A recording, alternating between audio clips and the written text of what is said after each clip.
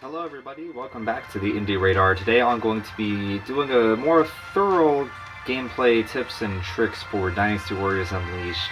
I'm noticing a lot of people starting this game are really confused about the direction of this game and just how you're even supposed to get stronger and what officers are the best ways to get good coins and gold ingots.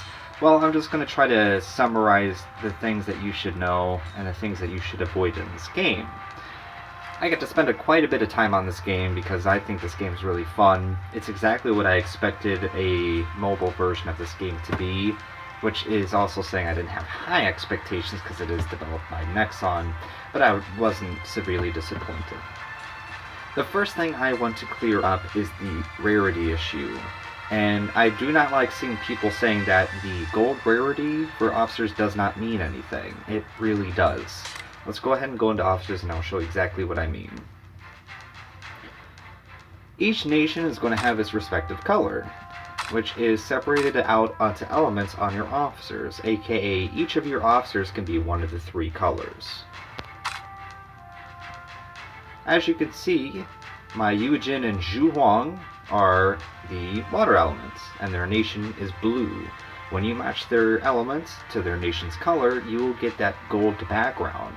And that's that is significant because it increases your battle power. It may be very small, but there is a difference in battle power between a gold and a bronze, as you can see right here.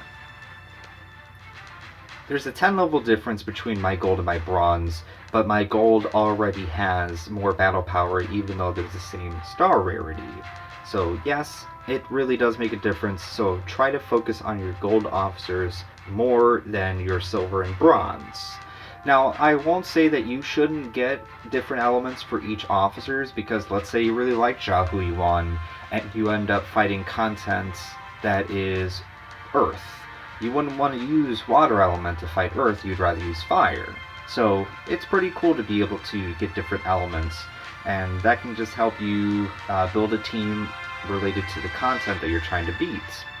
So now that we got that out of the way, we're going to go into something else that people either complain about or have no idea about, and that is the equipment removal. Go into the inventory here and I'll show you guys what I'm talking about. This is something I want people to avoid, and that is complaining about this, because it does cost currency to remove equipment once you equip it to an officer. At 4 stars and above for your weapon, it's going to cost ingots to remove, and that is your premium currency. It's a little harder to get than your coins, and any weapon below 4 stars is going to cost coins to unlock, which is I think like 200 coins. So my recommendation is to not equip your strongest weapons or armors in early game. Save your strongest weapons and armors till late game and hold out as long as possible by using low star equipment just to get you by the content.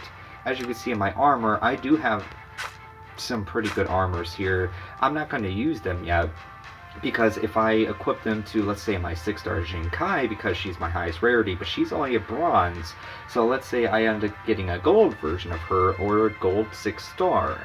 I'm going to regret that I put the strongest armor or weapons on my bronze, and I'll have to spend ingots to remove it. And I really don't want to do that because I want to save my ingots, and I know a lot of you want to too.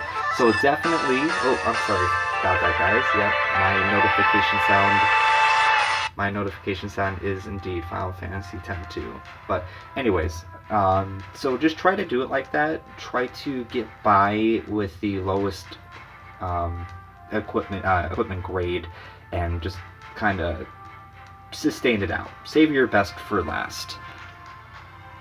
So now that we went over the inventory, let's go into how to get your officer strong, which is another complaint that people don't know everything there is to know about getting your officers as strong as possible. As you can see in campaigns, you will see the recommended battle power in order to beat the stage. Go into your officer screen. Of course, the best way to increase an officer's battle power is going to be to promote them. This is how you promote them. See, I don't know if I have a good example set up here or not. I could just tell you, but that could be a little harder. Okay, let's go to my Lu Jun. In order for me to promote Lu Jun at 3-star rarity, load please. So at 3-star rarity, he's going to need 3 officers at 3 stars. So your star rarity of the officer you want to promote is going to be the quantity and quality of what you need to actually promote him. So all you need, and they could be at any level, you just need 3 3-star officers at any level. They don't have to be max level. As long as the officer you want to promote is at max level, you can just use any 3 3-star officers to promote them. Please only do this for gold stars. Just don't waste too much of your time on bronze unless the game hands you a 6-star or a 5-star and you're really early in the game. For example, I got really lucky with my Jinkai and got her very early in the game. She's actually one of my first pulls that I got from one of the free edicts I got in the mailbox. Thank you, Nexon, for being courteous with that, by the way. And then I got lucky with CME. So I'm going to kind of just cap them right there at level 31. And right now I'm going to be focusing on raising up my gold officers. Because later in late game, once they're all the same star rarity, the gold ones are going to turn out to be a little bit stronger anyways. So promoting, of course, will be the best way to increase their power. The next best way, other than raising their level, which we'll get into a little bit, is to increase their skills. And in order to increase the skills, you're going to need to train. And all you need to do is train the same officers together. So I need to find other CMEs to fuse with my CME, and when you do that, you increase their skills, which is randomized. Like sometimes I've raised my Jiahu Yuan with 2 other ones, and I ended up raising 3 different skills. So try to save certain officers, duplicates, and use them to promote the same officers that you already have. Duplicates will always raise the skills. And as you can see on the very upper right here, you're going to see an officers tab and an experience tab, or an XP tab. I would recommend only using these XP items when they're at level 1, just to give them that little bit of a boost. Because when you do raise them at max level to promote them, and you do promote them, they actually keep that level. The level does not reset. So once I get my CME to level 50, and I promote him to 6 stars, he's going to stay at 50 at level 50. So that's where you start to want to use different methods to raise their level. As you can see, the XP Cauldron is only 1,600, which you can get that from a 3-star of the same element. So the quick summarization on that: in order to promote an officer, you need to look at their star rarity, and you need to get to the quantity and the quality of the stars. So get 5 other 5-star officers, 4 other 4-star officers, 3 other 3-star officers, etc., and so on. In order to train and raise skills, you have to fuse duplicates, and that's pretty much how you raise your battle power when it comes to the training and promotions. And of course, we go into the equipment. And I had already said, please try to focus on lower equipment and save your best for last, so you don't give yourself a reason to rage about the equipment removals. Let's see here. Another tips is to always check your mailbox. In the very upper right, you're going to see an envelope. I think I already did this in a video I just tried to make a little bit ago, but you will get stuff in here and it will not notify you. And Nexon hands you stuff all the time, and it gives you different currencies and artifacts and stuff, and sometimes even free edicts. Another tip is going to be probably the most important one for newbies, and probably one of the first ones I should have talked about, and that is how you're going to spend your ingots. Do not waste them on anything other than magical edicts. And the reasoning behind that is 3,000 ingots gives you 11 officers, with one of them being a 4-star.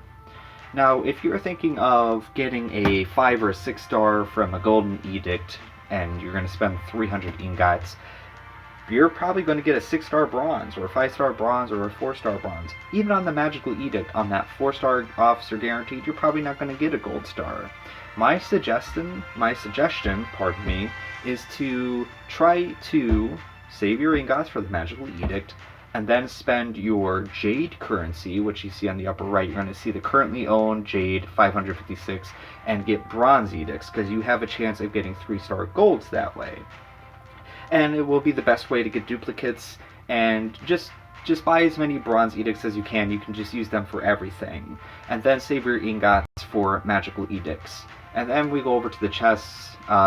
Just go for the free ones. Don't spend your ingots on the chest, because with all the giveaways and everything, you really don't need to spend too much on that. We all care about just getting the gacha officers anyways. So again, save your ingots for the magical edicts, and give yourself that opportunity to get more chances at better officers, and then spend as much as you can on Bronze Edicts for training purposes, promotion purposes, and the better chance at getting a gold, as opposed to just buying golden edicts every now and then and getting disappointed, using up all your ingots, then going on the internet and complaining about, oh, I used up all my ingots summoning on golden and edicts and now I can't remove my equipment. Don't give yourself a reason to complain unless you want to. Let's see here. So now we covered that. Another very important thing is, of course, joining a guild, as you can donate and get a whole bunch of perks and benefits. And of course, in order to get more coins, which is my problem right now with running out of coins very fast, do all the challenges in battlefields as much as possible. And of course, when you open up that little arrow, everything here is going to be very important for you, your 7-day login and 28-day login. Now, people may think it's really hard to get gold ingots in this game. It really seems like it's spread out, but you can actually get ingots from your 7-day login, your 28-day login, giveaway events, specific events, and your first clear on your campaigns and other quest rewards. So there's several ways for you to get the ingots. It's all up to your patience and how you're going to go about this game. If you are a gambler at heart and you just cannot wait to save up those 3,000 ingots, and you have to spend that 300 ingots on that one summon, you get a crappy summon, go on the internet and complain. Say it's the worst game ever because, well, you just couldn't be patient. You're not going to have a good time. Because remember, this game is going to be more menus than actual gameplay, because the campaigns are very, very short. So those are some tips and tricks and some stuff to get you started in the game. And if you found this video helpful and think that I need to elaborate on some things more, or if you want to give any feedback, please hit like, leave a comment below, let me know what you thought, and subscribe to the Indie Radars. I'm going to be doing more content like this and trying out new videos and testing the waters a little bit, and I do appreciate any feedback, and especially on this game too. If you guys like the game and want to talk about it, hit me up on here or on Twitter, as I will be publishing and posting new content almost every day.